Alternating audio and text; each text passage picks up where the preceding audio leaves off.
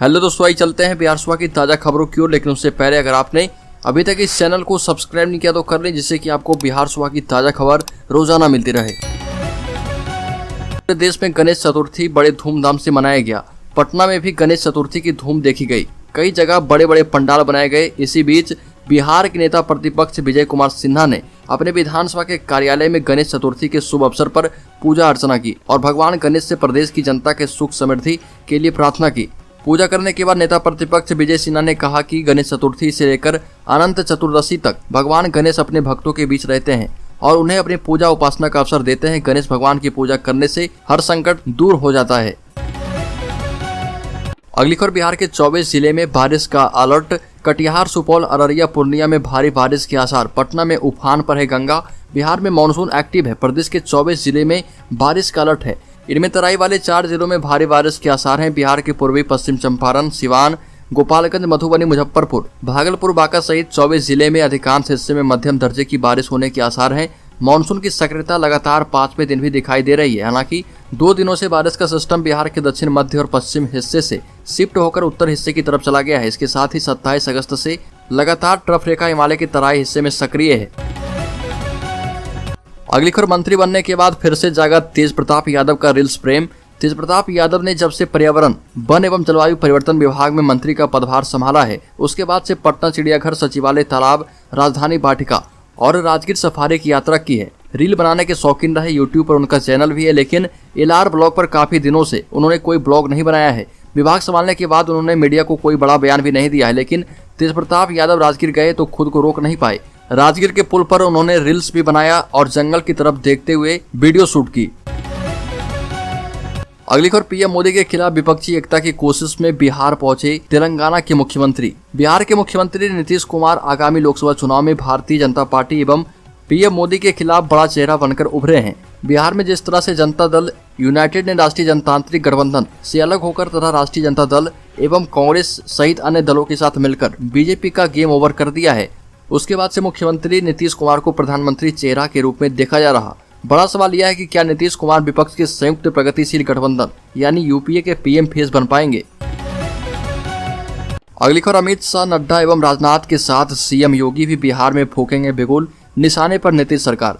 बिहार में राजग से नीतीश कुमार के अलग होने के बाद भाजपा ने नए सिरे से राजनीतिक जमीन तैयार करने की पहल तेज कर दी है। इसी क्रम में पार्टी बिहार के 9 प्रमंडलीय मुख्यालय में 9 बड़े नेताओं की रैली कराने जा रही। इसमें केंद्रीय गृह मंत्री अमित शाह, भाजपा के राष्ट्रीय अध्यक्ष जेपी नड्डा, रक्षा मंत्री राजनाथ सिंह, उत्तर प्रदेश के मुख्यमंत्री योगी आदित्यनाथ और महाराष्ट्र के उप मुख्यमंत्री देवेंद्र फडणवीस, मुख्यमंत्री हेमंत बिस्व शर्मा के अलावा 3 और राष्ट्रीय नेताओं की रैली प्रमंडलीय मुख्यालय में कराने की तैयारी है। स्पष्ट तौर पर निशाने पर मुख्यमंत्री नीतीश कुमार की सरकार ही रहेगी। अगली खबर, लालू यादव से मिले तेलंगाना के मुख्यमंत्री केसीआर। तेजस्वी ने तेज प्रताप से भी कराई पहचान। तेलंगाना के मुख्यमंत्री सीएम केसीआर ने राष्ट्रीय जनता दल के सुप्रीमो लालू प्रसाद यादव से मुलाकात की। केसीआर रावड़ी आवास पहुंचे और उन्होंने लालू यादव से मुलाकात कर उनकी तबीयत का हाल चाल जाना।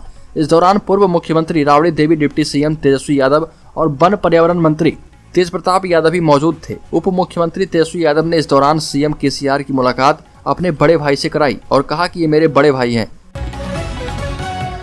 अगली खबर, जहानाबाद में 3 दशक के बाद फिर से सिर उठाने लगे पुराने अपराधी गैंग। 90 के दशक में तांडव मचाने वाले आपराधिक गुट जिले में फिर से फन उठाने लगे हैं। जहानाबाद में कुख्यात पांडव और बिंदु सिंह गिरोह के शूटरों ने फिर से खून बहाना शुरू कर दिया है। जून माह में करोड़ा ओपी क्षेत्र में एनएच किनारे होटल व्यवसायी अभिराम शर्मा को घर में घुसकर गोलियों से भून दिया गया था। वारदात में पांडव गिरोह के सरगना कुख्यात संजय सिंह का नाम सामने आया था और वहीं सदर थाना क्षेत्र के श्यामनगर मोहल्ले में विपिन शर्मा की हत्या में कुख्यात बिंदु सिंह के 3 शूटरों का नाम भी सामने आया था। इनमें करोना ओपी क्षेत्र के मोकर गांव के राजीव शर्मा, लव शर्मा एवं कुश शर्मा शामिल हैं।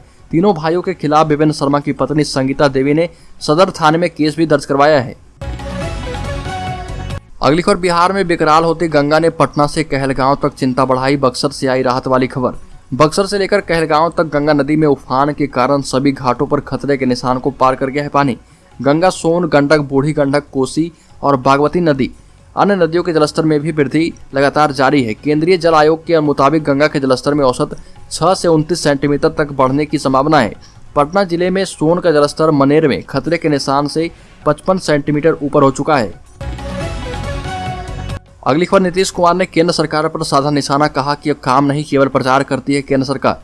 बिहार के मुख्यमंत्री नीतीश कुमार ने केंद्र सरकार पर हमला करते हुए कहा कि देश में कोई काम नहीं हो रहा है, सिर्फ प्रचार होता है। उन्होंने केंद्र पर निशाना साधते हुए कहा कि जिन्हें कोई काम नहीं करना है उन्हें दूसरे का काम भी नहीं दिखता।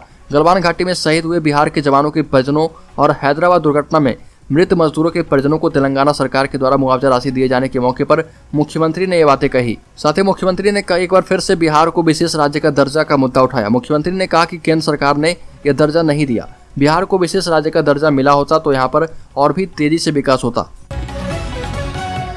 अगली खबर, लखीसराय में गंगा और हरिहर नदी उफान पर, डीएम ने किया कई गाँव का दौरा। डीएम ने पिपरिया प्रखंड के मुड़ बड़िया, रामचंद्रपुर, सुरजी चक, बलीपुर, पथुआ समेत कई गांवों का दौरा किया। स्थानीय लोगों ने डीएम से नाव, पशुचारा, दवा की मांग की। डीएम संजय कुमार सिंह ने बताया कि लगातार जलस्तर में वृद्धि तेजी से हो रही है। जिला प्रशासन बाढ़ से निपटने के लिए पूरी तरह से तैयार है। आपको बताते चले कि गंगा, क्यूर और हरिहर नदी के जलस्तर में वृद्धि के बाद पूरा इलाका बाढ़ के पानी से डूब गया है। आम जनजीवन पूरी तरह से प्रभावित हो चुका है। अगली खबर, बिहार में केंद्र से कम हो रही खाद की आपूर्ति, किसान परेशान। बिहार कृषि मंत्री का बड़ा आरोप। कृषि विभाग का कहना है कि इस खरीफ मौसम में धान की रोपाई 86% तक पूर्ण हो चुकी है। अब धान की फसल के लिए पर्याप्त उर्वरक की आवश्यकता है। कृषि मंत्री सुधाकर सिंह ने राज्य में विभिन्न उर्वरकों की आवश्यकता, आवंटन एवं आपूर्ति की समीक्षा की। ये भी बताया कि आवश्यकता मुताबिक विभिन्न खादों की आपूर्ति करने के लिए भारत सरकार को पत्र भेजा जा रहा। कृषि मंत्री सुधाकर सिंह ने आंकड़ों का हवाला देते हुए कहा कि केंद्र की ओर से यूरिया की अप्रैल से अगस्त तक 7 लाख मीट्रिक टन की आवश्यकता के विरुद्ध 6 लाख मीट्रिक टन ही उपलब्ध करवाया गया। अगली खबर, बिहार बंगाल सीमा पर जमकर चलाया गया चेकिंग अभियान। बाइक चोरी एवं छिनतई की घटनाओं को रोकने के लिए एहतियातन सतर्कता बरते जाने को लेकर वाहन जांच अभियान चलाया गया, जिसमें एमजीएम रोड में बंगाल सीमा के पास डेमाक्रेट, गांधी चौक, केलटेक्स चौक इत्यादि जगहों पर वाहन चेकिंग अभियान चलाया गया। जांच के दौरान 1 दर्जन से ज्यादा बाइक चालकों से जुर्माना की वसूली की गई। साथ ही बाइक के डिक्की की भी जांच की जा रही थी। अगली खबर, बिहार में नहीं चलेगा अमित शाह का दाव, पप्पू यादव का बड़ा हमला। बिहार में गठबंधन की सरकार बनने के बाद पहली बार केंद्रीय गृह मंत्री अमित शाह 23 और 24 सितंबर को 2 दिवसीय दौरे पर सीमांचल आ रहे। अमित शाह के दौरे को लेकर बिहार में सियासी हलचलें बढ़ गई है। राजनीतिक गलियारों के जानकारों का मानना है कि बिहार में सीमांचल से बीजेपी मिशन 2024 की शुरुआत कर रही है। केंद्रीय गृह मंत्री के दौरे पर कटाक्ष करते हुए जाप सुप्रीमो पप्पू यादव ने कहा कि अमित शाह का जादू बिहार में चलने वाला अब नहीं है, क्योंकि सीमांचल और कोसी कंप्लीट रूप से ओबीसी, दलित, माइनॉरिटी और कमजोर तबका बहुल इलाका है, जो कि भाजपा की आइडियोलॉजी और राजनीति से मेल नहीं खाता।